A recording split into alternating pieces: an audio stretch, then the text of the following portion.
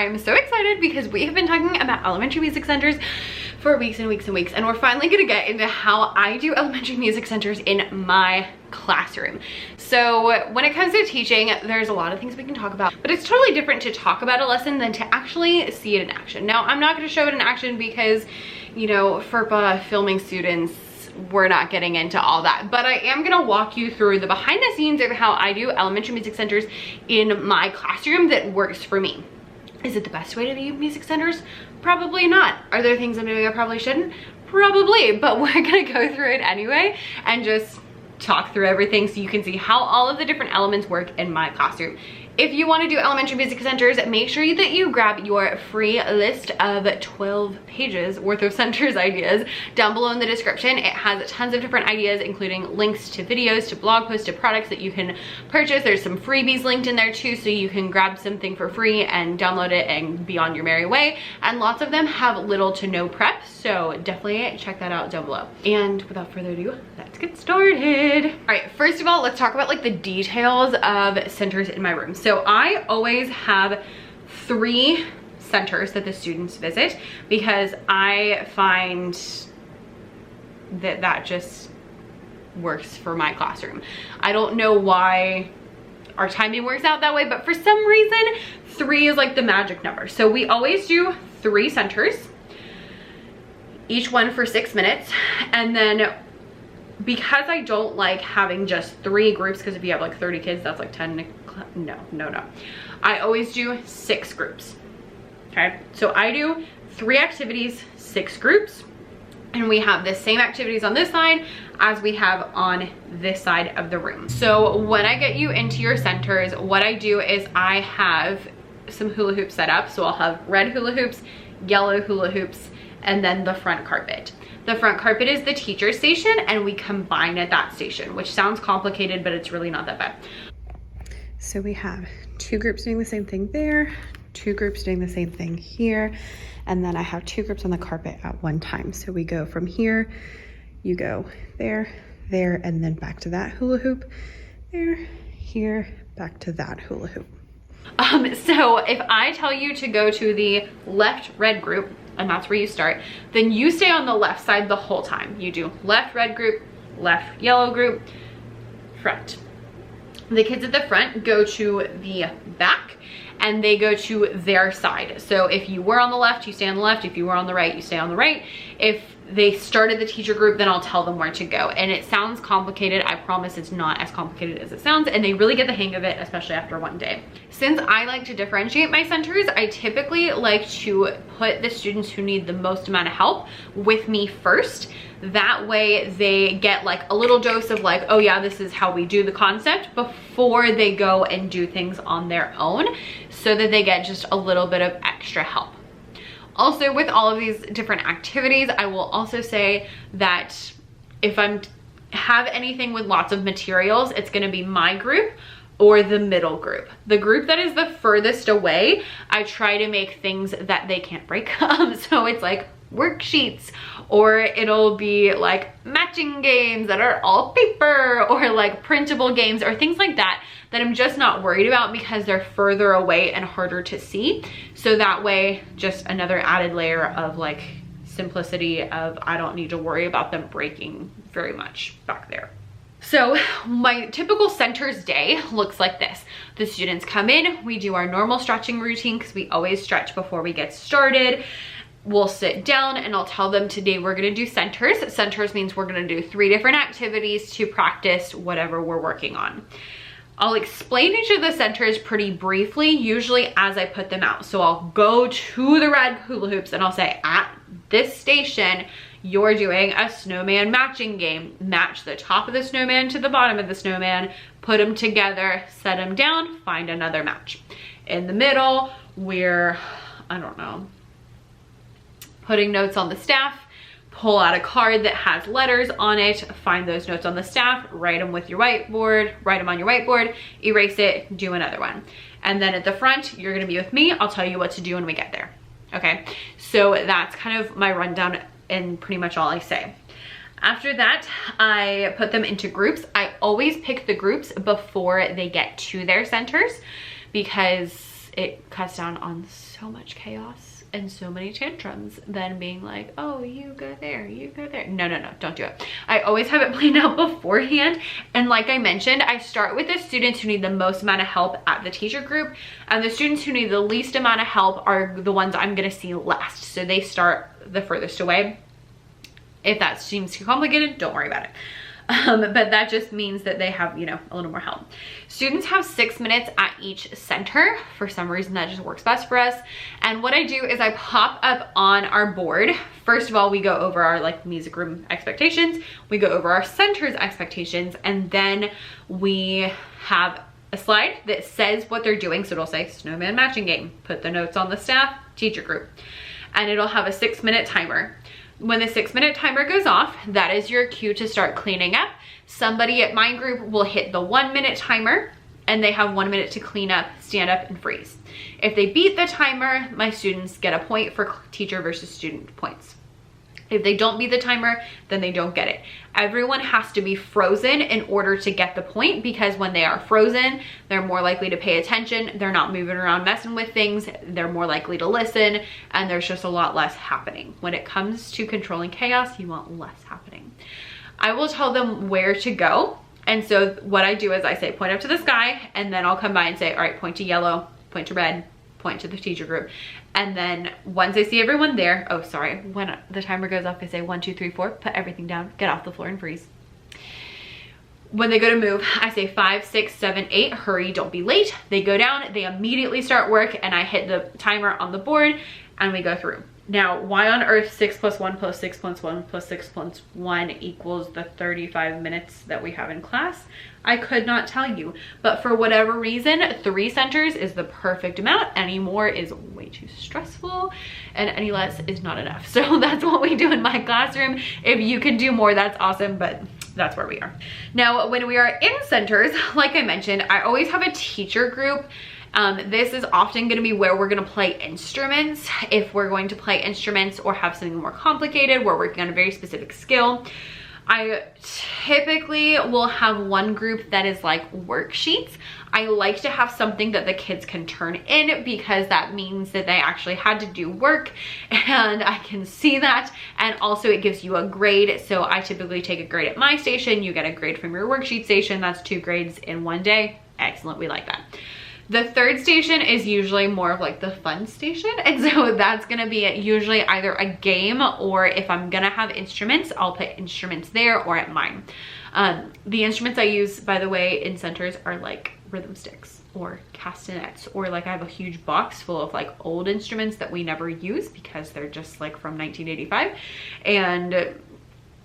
And for instruments, you know, that's a long time to be, you know, whacked together by children. So those are the instruments that I'm going to use because I'm not worried about them breaking. I also, again, put them closer to me than the students really far away.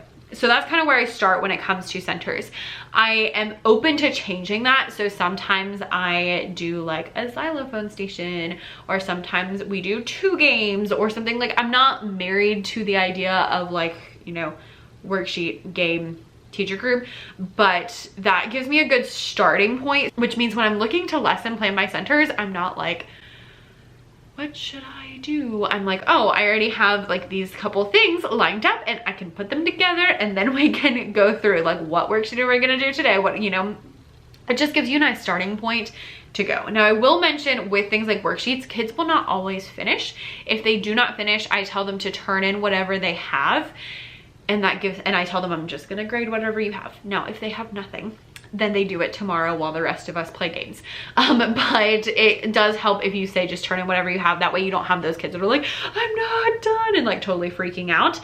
Just tell them, turn in whatever you got and we'll make it work. Now, classroom management is always a big question when it comes to centers. So when it comes to centers, we have our 4 music room expectations, which, in case you were wondering, are follow directions. We always clap them. Be respectful, be responsible, be a participant. We go over those like every single day of my life, 5 times a day. It's a lot. I had summer camp this week and we went over those 4 things multiple times. But when we have centers, we have special centers expectations too. So there's 4. These are new. I just started implementing them last year and it made a world of difference just because they're so specific. So I have the kids echo them after me, and we have like specific actions. So we do work the whole time, be respectful to your group, do not leave your group, voices at level 2. And that's the 4 things we remember. I talk about them in the beginning. I tell them they earn points by doing those 4 things. At the end, we review them again, and I'll say, were we all doing this? Kids are really honest, so they'll tell you if they were doing it or not, and they get 2 points if everyone was on it, 1 point if like some of them were on it. So because some kids, you know, might leave a group, some kids might not work the whole time, and the kids will be honest and they'll be like, no, so-and-so was laying on the floor the whole time. So there's that. Also with classroom management, like I mentioned, I'm strategic about where I'm strategic about where the students are. First of all, they're far away. That's why we have, you know, 2 of every center. I'm also strategic about where the stuff is. So like I mentioned, the back group that's the furthest away from me that I can't see very well is gonna do worksheets, or they're gonna do like paper things that can't get broken. The ones in the middle are the ones that are gonna have more manipulatives, more activities, more stuff. I position myself kind of in between, like here's my teacher group. I sit like on this side, so I'm in between the teacher group and the next group. And that helps me to keep an eye on, you know, 4 out of 6 of the groups. And it just helps me be in a little bit of a better position where I can see more people. Always make sure that you're facing out, so you're facing all of the students and you don't have your back to any of them when you're working on this. Where you are is going to help. When we switch, I put myself in the middle so that as they are moving and there's all that chaos, I am right in the middle, which reminds them to not lose their minds and to get there quickly. The other thing is having the timers on the board helps the kids to know exactly when to switch, exactly what to do, and switching quickly and letting them get to work as soon as they sit down minimizes some of that downtime that can be awkward, because I used to have them sit down and then I would tell them to go, and I find it so much more effective just be like, go, do it, get started. So there's a couple of classroom management things for me. Now, occasionally I do have some students that just cannot handle it, whether they're like throwing things, if they refuse to work with whoever I told them to work with, like whatever it is. Those students, I always have some packets of worksheets, and when I have kids that, you know, do whatever, they get a packet and they go sit in the back in the corner by themselves. And now, usually they don't do the packet. And I don't really care, but the idea is that they're sitting out so that they don't get to participate, and making the centers fun enough that they want to participate. I will mention just briefly, some people have asked like, how do you get the kids to not get bored? Don't make your rotations too long. 6 minutes is like the magical time for us. That's what works. If it's any longer than that, they get bored. Make sure they have enough to do. And make sure it's fun, because if it's fun, then they're not gonna want to stop. So you would prefer them to be like, no, I was in the middle of the game, than to be bored and off task and not doing what they're supposed to. Now, a couple of my favorite activities for centers, and again, you can get a huge list of centers activities down below, but here's just a couple. Number 1, popsicle stick rhythms. So you can use popsicle sticks to build rhythms. So you do just 1 for ta, 3 for TT, like 1, 2, 3. You can do a Z for rest. You can even have kids will do like 3 to make a triangle, and then 1 up for like a half note, and then beyond that it's kind of difficult. But you can do that to build different rhythms, and that's really fun and really easy. Kaboom, kaboom, kaboom is my favorite, all-time favorite game. It's so much fun. You can use it for any concept, but I usually use it for rhythm or melody. The kids sit in a circle, they pull a card out of a bucket. It says, you know, ti ta ta ta. Okay, they read this card. If they get it right, they keep it. If they get it wrong, they put it back. Next kid goes, next kid goes, next kid goes. If somebody gets one that says kaboom on it, then that student puts all of their cards back. This is the perfect centers game because it is fun. It means they're reading rhythms, reading melodies, answering questions, whatever it is, but they have to actually know their stuff. And it never ends, which means that they don't get to the end of the game and then they're like, oh, I'm bored, because they don't get to the end of the game because eventually somebody gets a kaboom and has to put all of their cards back. So there's always a stack of cards and it always continues, and it's so much fun. I play it with all my kids. They absolutely adore it. It is like our go-to. I will link some Kaboom sets down below if you want to purchase some that are already made, and you can of course make your own as well.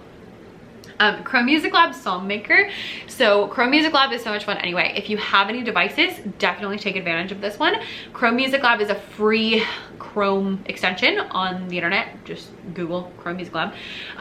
But what I like to do is on Song Maker, you can make melodies and the colors match the colors of the boom whackers, so you can use it for solfege. So I love to use the Crow Music Lab task cards in my TBT shop. It just has like pictures of the Crow Music Lab, and so they just match the picture and then play it. You can also have them play it on boom whackers. You can have them sing it after they play it, and you can also say like, we're, you know, learning about loss, so use this color, this color, this color to make whatever you want. And it's really great for kind of a remediation, because the kids don't need to know the solfege in order to match the colors. So it's really good. Like, I use it as a pre-reading activity where we're making the patterns, just talking about the highs and lows and not actually talking about it in solfege context yet. So it's wonderful. It's wonderful. You can also have kids like make the songs you're working on, whatever. It's great. It's great. Number 3 is xylophones. This is my favorite recently. With the little kids, we'll do solfege patterns on the xylophones, and I'll just put sticky notes on like, this is so and this is B, and they'll just play them. With the older kids, I like to give them a song we've been working on, and I just put like the letters and the rhythm, and then they figure it out on their own. That's been like, our 4th and 5th graders have done that in pretty much every center for the past year with whatever song we're working on. Treble clef toss. You make like a big treble clef staff and then have kids toss bean bags onto the treble clef staff and then name whatever they land on. So if they landed on A, then they like, oh, that's A. You could also have them write it down for added accountability, added extra, you know, grade, added extra whatever. Or you could have them pull a card out of a bucket and then put a beanbag on it. You could do that with smaller things and like, you know, mini erasers, whatever. Which goes to the next one. Bingo chip or mini eraser words. For treble clef, you can have them get a treble clef, get bingo chips or like mini erasers, and then have different words that are easily spelled on the treble clef. So like bead, B-E-A-D, they put, you know, one on B, one on E, one on A, one on D, and that's a whole word. And then they can spell out all the different words. It's really fun when you get those that like E is in 2 different spots, and so there's different ways that you can make it, which makes it extra fun. And that's really good. And the last one I'm going to share in this one, I have a bajillion more, again, download that freebie, is headbands. This one's really fun. I like to use it with instruments, but you could do it with lots of stuff. So the kid holds up a like printout of an instrument up on their head, and the other kids have to give them clues to figure out what it is without telling them. So like if I have a violin, then they might say like, oh, it's a string instrument, it's the smallest of the string instruments, it's got 4 strings, it's brown, you know, like whatever, until you guess that it's a violin.